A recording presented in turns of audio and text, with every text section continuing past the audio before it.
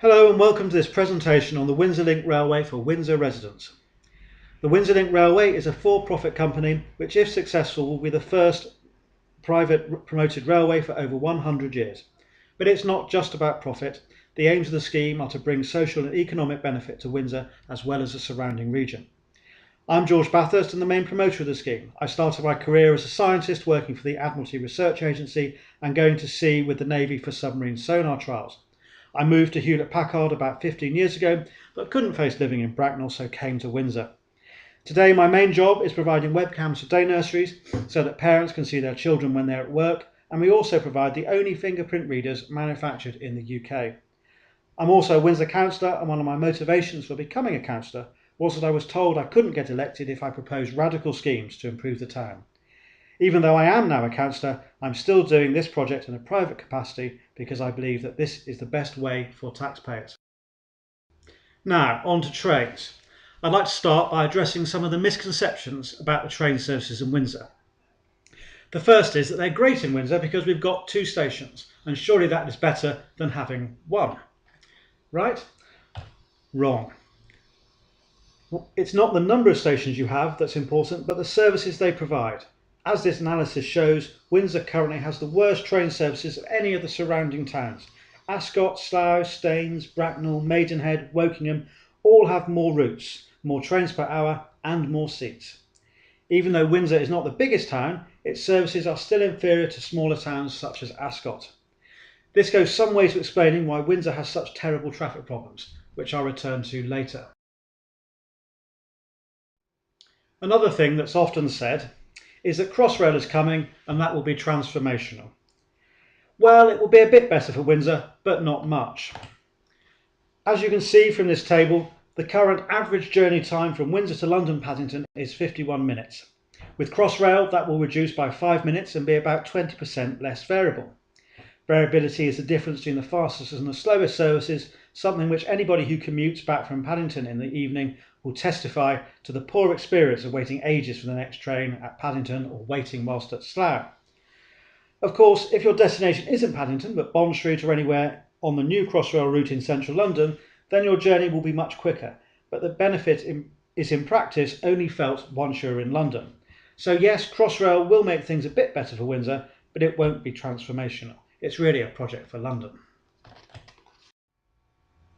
Another project you may have heard about is ROTH.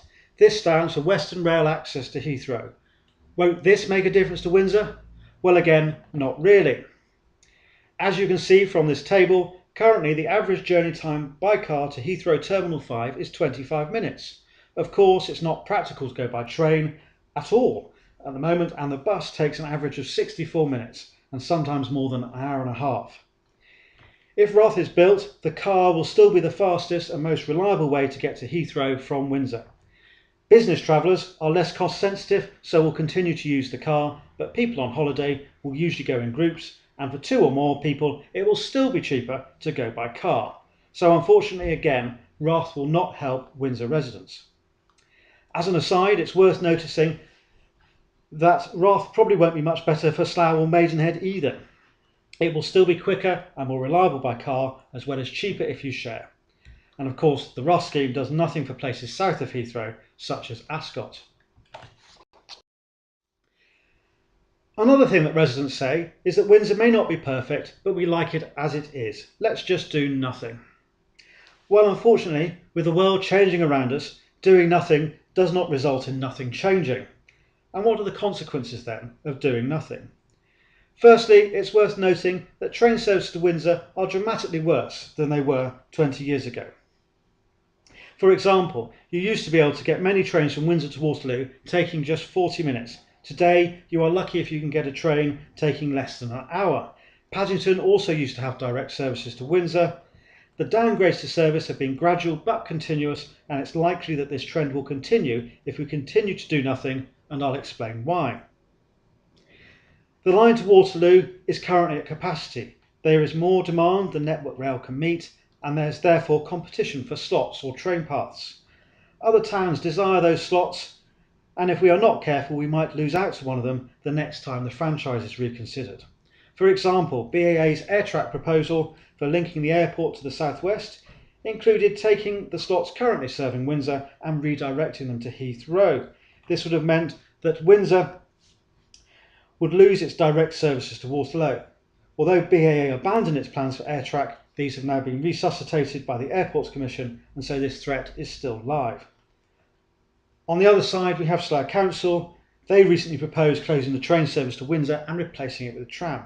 This would mean even worse services and less prospects of direct services being restored to Paddington or elsewhere. Basically, other people are after our infrastructure, and if we don't act to defend it, we could find ourselves losing out, and in a dramatically worse position if we do nothing. And it's not just rail services that will decline if we do nothing. We have big problems on the roads too. The population in this region has increased enormously in recent decades. Slough is several times larger than it used to be, but also better hidden behind trees. Ascot has grown too. Windsor is between the two, and so it's no surprise that we have terrible traffic problems with roads that are mostly no better than when the region was rural. In fact, the summer before last, the traffic jams were so bad that they threatened the viability of Windsor's commercial centre. On Saturdays, the busiest shopping day of the week, people simply could not get into town because of gridlock on the road to Ascot. Since then, Legoland has worked hard with the local council, and traffic routing trials have been successful in addressing the worst problems. However, this is not a long-term solution or the fault of Legoland. The underlying population is increasing, and so therefore also will traffic. There is already a desperate shortage of parking and road space in and around Windsor. The town is cut off by the river to the north, the Great Park to the south, and the Green Belt to the west, so the opportunities for building new roads are limited and politically very difficult, even without the geographical challenges. Parking is a similar problem. Many schemes have been proposed over previous decades, but for various reasons have proved politically undeliverable. Despite this, car usage as a proportion of total visitors has risen sharply in recent years, a trend that is clearly unsustainable. Another problem for Windsor is that it lacks employment sites, and so most residents must commute elsewhere for work. This puts even more pressure on transport infrastructure, but it also threatens the viability of many shops in the town centre, which rely on office workers for weekday trade. So why haven't these things been addressed already? It appears that Windsor hasn't been shouting loud enough. Other places have been better at lobbying for themselves. From the outside, Windsor is regarded as a national treasure, and therefore nobody wants to touch it. Also, its relative success, especially compared with Maidenhead and Slough, has meant that its needs have been somewhat neglected. Heathrow was never far from the headlines, taking up a disproportionate amount of politicians' time. The less glamorous daily grind of commuters, far more important to many Windsors residents, gets less attention. However, one additional reason these problems have not been successfully addressed is that they have been approached piecemeal. Sensible suggestions for car parking in Armour Road, for example, have been very unpopular politically because they made traffic or the visual environment worse for residents. AirTrack's failure was another example of this piecemeal approach. It failed because it was a scheme by Heathrow for Heathrow. It made things worse for people in places like Ascot and Staines. What is needed is a solution that makes things better for everybody. We need an overarching plan. The WLR proposal is to take a holistic approach. That is, rather than considering transport problems in isolation, we should design a transport solution that maximises the benefit for residents and stakeholders. This map shows the existing rail network around Windsor and Heathrow. The black line at the top is the Great Western Main Line. You can also see the line from Waterloo to Windsor coming in from the right. You can also see that the map is a bit scrappy, with lots of branch lines not really going anywhere. You have the branch to Heathrow Terminal 5 on the right. You have the remains of the West Drayton to Staines line, the bottom half of which was lost when they built the M25. You have two branch lines to Windsor. You can see the proposed rail schemes I mentioned previously. Roth is the dotted blue line linking Heathrow to the northwest. The grey dotted line is the AirTrack proposal. Both of these are estimated to cost £500 million each. Now, AirTrack was the right answer if the question was how to get from Heathrow to South London. It wasn't, it turned out, the right answer for people living along the route. Roth, in my view, is repeating this mistake. If the problem is only how to get from Reading to the west and the west to Heathrow, then it is probably the right solution.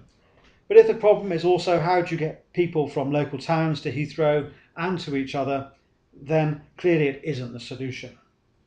WLR's approach is to connect up the small missing links that exist in the current network. This is much cheaper than building whole new lines.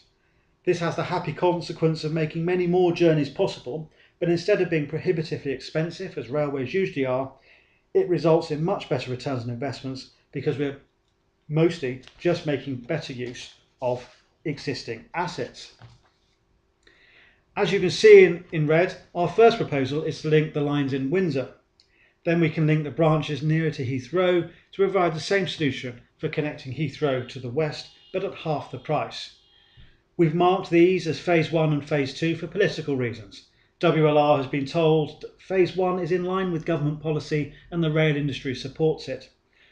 Whilst the argument for Phase 2 might be even stronger, Heathrow is more politically charged, and I have to say that we have received much less positive reception. So that is why we will focus on Phase 1 to start with.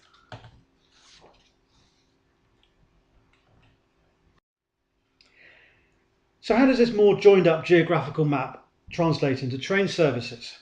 Here you see the current route marked in red from Waterloo to Windsor. Under WLR's proposal, this would extend on to Slough. It would also stop at a new station in Charlevy, and this would provide a park and ride, which would be much more convenient than a bus-based park and ride, where the buses get stuck in the same traffic jam as the cars.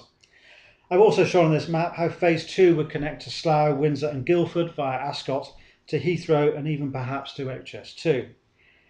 It's worth noticing that HS2 will reduce journey times from London to Birmingham, but it will still be faster to Birmingham by car from Windsor. However, WLR would enable Berkshire residents to benefit from HS2 as well. Talking about the future, perhaps a better name for the Windsor Link Railway would be the Missing Link Railway. It turns out that Windsor is far from the only place where small missing bits of railway frustrate journeys. Restoring or building these anew would make the rail network much less London-centric and enable something akin to an M25 railway. But can we build it? It's all very well having a vision for the future, but can we physically build the first link in Windsor? This is an aerial photograph of Windsor. You can see the castle at the top left and the rail line from Slough on the right. This turns through 90 degrees and then goes up the viaduct to the central station. On the left you can see the line from Waterloo coming into Riverside Station. Clearly joining up these two lines presents challenges. Trains are limited by what they can do in terms of curves and gradients, the vertical and horizontal geometry. You've got to comply with safety design standards. A lot of it's a conservation zone, a super sensitive location around the castle. There are listed structures everywhere and the two train stations. There are environmental aspects to consider, such as being right next to the river, which floods.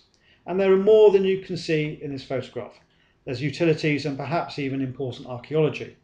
And even if all these issues are addressed, we can't simply close the town whilst the railway is being built. We need to keep local businesses and residents going in the meantime. This slide shows an option for the horizontal alignment. You can see the line from Slough at the top right. This comes into a ramp going down, shown in brown, and then a ramp under the viaduct, shown in green. The station box is shown in yellow. This is 250 metres long, which is long enough even for the longest modern trains. There's also some flexibility over where exactly this goes to maximise the benefits for Windsor. There would be a new single station somewhere around the platform area. This could be where the existing tennis courts are in the Goswells, which would work well for maintaining existing shopping footfall patterns. An alternative location for the station could be by the existing coach park. The line then goes into a tunnel, shown in blue. At the other side it comes up again by the Riverside Station and rejoins the existing line to Waterloo at the top right on this plan. The beauty about this alignment is that it doesn't touch any listed buildings. It also preserves our green spaces and it's away from almost all the residential areas. Regarding the tunnel section, we originally thought that the only option for this would be cut and cover. However, last year our friend Sir Robert McAlpine also suggested boring it, which they felt would be a better solution. This has the disadvantage of being more expensive. The board cost will be about 125 million versus 75 for cut and cover. However, it would cause less disruption and be below any potential archaeological remains. It would also allow wider trains. WLR doesn't mind which solution is used and is happy to make the decision in partnership with the rail operators and local people. The important point at this stage is that we have not one but two viable solutions. People interested in trains always ask about the rail gradients. This is because attempting to connect the two lines has always been defeated by this in the past. The two stations are close together horizontally but far apart vertically, meaning you'd almost need a funicular railway to connect them. The breakthrough for WLR was to realise that it's not the stations that need connecting, but the lines. Once you realise this, the curve and gradients work. These drawings show the line coming from Slough at the top left. It then goes downhill through the viaduct to the station area. This leads on to the tunnel and then the ramp back up again towards Waterloo. As you can see, all the gradients are well within the operating parameters of modern trains and even old ones. So, having looked at the physical and other constraints, McAlpine said, our conclusion is that we have a high level of confidence that the Windsor Link Railway project is technically deliverable. But even if we can build it, does it add up? We've established that it's technically possible, but would we want to? Well, to help answer such a question, the Department for Transport has something called the benefit to cost ratio, which it itself uses to judge whether a scheme is worth pursuing. That is, the pounds we get back as a society for every pound invested. WLR has worked with Network Rail and private sector consultants to estimate that the demand for this new rail link would generate positive returns. The result of this has been encouraging, as it found that we expect the BCR to be greater than 2. That is, for every pound invested, at least £2 will be returned. It is worth emphasising that it is only high level at this stage and a lot more work needs to be done before this conclusion could be considered robust. However, it is possible or even likely that the returns may be significantly greater. But already, as a result of this work, we have enough to believe that the railway is likely to be viable and high value for money. It's all very well ticking Whitehall's boxes and satisfying our friends at the department, but what does this actually mean for Windsor residents? Well, here are some of the examples of practical improvements that Windsor residents can expect. 10 minutes off the journey time to Paddington, 12 minutes off the time to Waterloo.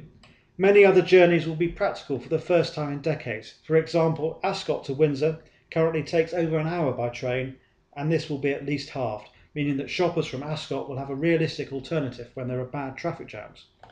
Also, if you take the projected increases in rail use, you can estimate the number of car journeys that will be saved, which comes out at about 7,000 per day.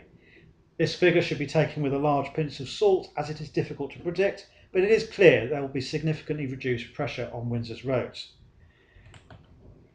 In this last bullet, rising house prices are not to everybody's benefit, especially if you are still trying to buy one. However, price does give us a useful measure of how people value the improvements in quality of life that residents will experience as a result of the new train line, and £13,000 to £25,000 is a significant increase on an average property of about £500,000 in Windsor.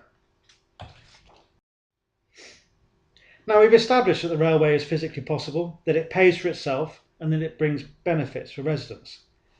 That means it doesn't strictly require any property development. We've also shown that the alignment doesn't damage any listed buildings or green spaces such as Alexandra Gardens or the Home Park. However, you don't build railways every day, so whilst we're at it, is there anything else we should be doing? Well, have a look at this picture of the current viaduct. It doesn't look great, does it? Most of the arches are in fact unlet despite Network Rail's best efforts. But even if they were let, is this really the best we can do with this area? It's right by the park and just yards from the river, a beautiful natural resource. In fact, the whole of the Windsor Riverside area isn't as attractive as it might be. It is dominated by traffic and parking, which isn't attractive. Perhaps we can use the opportunity of the railway being built to make additional improvements to the town. This slide shows the property ownership in the Riverside area. Network Rail owned land is shown in pink, green denotes council owned car park and council operated Goswells, Council car parks are shown in orange and third-party ownership is in blue. Now the default for property development is that each landowner does his own thing. Sooner or later, one or more of these landowners will come forward with proposals to build on their land. This is inevitable. WLR's response is not to try to stop the inevitable, but to ask the question, what would we like the riverside to look like if we could? How would we design it, not just for the benefit of developers, but also for the benefit of Windsor people? So in effect, we ignore land ownership and seek to design a scheme simply on the basis of what works best. We tear up this map. So what could we do in place of what we currently have at the moment? This, by the way, is a postcard of Alexandra Gardens just after it was built in 1902. You can see that it was a beautiful area. It was open and peaceful. If you stood in the middle of the park, you would be able to see not only the river, but also have great views of the castle. Those of you who have walked around the area today will know that, whilst it is still pleasant, it is not as nice as this. So what ideas do we have for improvement? Well, we could pedestrianise Barry Avenue, which is the road that currently cuts the park off from the river. Also, Barry Avenue is higher today and forms a flood defence. This also cuts the park off from the river. Raising the park up to the same height as the flood defence would restore the riverside nature of the park. If you were to raise the park, this would create the opportunity to put parking underneath, much more cheaply than is usual underground parking. 1,600 spaces would go a long way towards solving Windsor's parking crisis. It also creates a further opportunity to do something more attractive with all the other riverside car parks that currently spoil the riverside area of Windsor. We could also look at the area behind the gardens. Is this really the best place to have a coach park? Could we put that underground too, or the other side of the viaduct? Also, with the park opened up and reconnected with the river, it will be significantly larger than it is today. It might be complemented by a row of St Georgian-style terraces behind, much like the designers of Regent's Park did in London. Several hundred new homes could potentially be provided in this way, which in turn would take pressure off the greenbelt surrounding Windsor. It would also be much more sustainable than the current population growth, which is coming mostly from subdividing existing properties. This is because it will be combined with additional parking and better rail services. What do residents think about all this? WLR surveyed 3,000 properties in central Windsor with an excellent response rate. It showed that 95% of residents thought the proposals were important to Windsor and 92% were even prepared to put their name to a petition urging the council to do more. WLR also asked quite a racy question about premium riverside homes and was surprised by the result. 75% of residents supported this in principle. Of course, this is dependent on how many and the style. There was also a survey done by the former Central Windsor Neighbourhood Plan. This found that even with, in WLR's view, quite a leading question against it, 60% of residents were still in favour. Even ignoring question bias, this answer is still consistent with the WLR survey as it had a 17% margin of error at 99% confidence. In summary, the proposals seem well supported by local people. Of course, this can change, but it's a good start. Now, even if local people like it, is it funded? By this I mean, can the private sector fund it rather than being dependent on council taxpayers? We talked earlier about the passing Department for Transport's test being high value for money. The cut-off for passing is a BCR of 1.5 and WLR is expected to exceed 2. The railway therefore is likely to provide a strong, reliable cash flow which will be attractive to a long-term investor such as a pension fund. On top of the railway, there is also the property development opportunity. Again, this is likely to give in excess of the usual 20% return that property developers need. The most difficult area of funding is the initial planning permission. This is likely to cost £1 for the outline planning permission and up to £10 million for a Transport and Works Act application to the Secretary of State for Transport. Both will have to be funded as equity, as it is risk money. However, for those that do invest, it is likely to provide a good return with an IRR, an internal rate of return, in excess of 25%. So yes, it is fundable. So what is the likely timetable for delivery of the project? WLR is currently at the stage of selecting an investment partner which should be completed by the beginning of next year. Over the course of next year, WLR will be working with the Council to clarify the supporting policies that would be necessary to take the scheme forward. This will be done as part of the normal process for the Borough Local Plan and in consultation with the neighbourhood plans. In 2016, planning permission based on the above policies would be sought. This will be for the above groundworks, that is, the new station and any associated property development, car parking and restoring Alexandra Gardens. Assuming we get that, we would then seek Transport and Works Act approval from the Secretary of State. This would take about 2 years, aiming to get approval by 2018. Finally, assuming a following wind for all the above, we will be putting a spade in the ground in about 2020 with the rail link operational in about 2022. Some elements of this could potentially be delivered sooner. For example, with the urgent need for parking, we could start work on that as soon as planning permission is granted in 2016. Thank you for listening. To finish, WLR say that feedback is very welcome. Many of the ideas in this presentation are not fully formed. This means that it is still open to residents to criticise, to suggest improvements or alternatives, particularly on the development and restoration of the riverside area. What is it that you want? As I said at the beginning, WLR is a for-profit company, but it is not just about profit. It aims to improve the economic and social well-being of the town. It is a community rather than developer-led project. If you want to learn more or to feedback, please go to www.windsorlink.co.uk. You can comment on the blog or get in touch directly. Thank you again.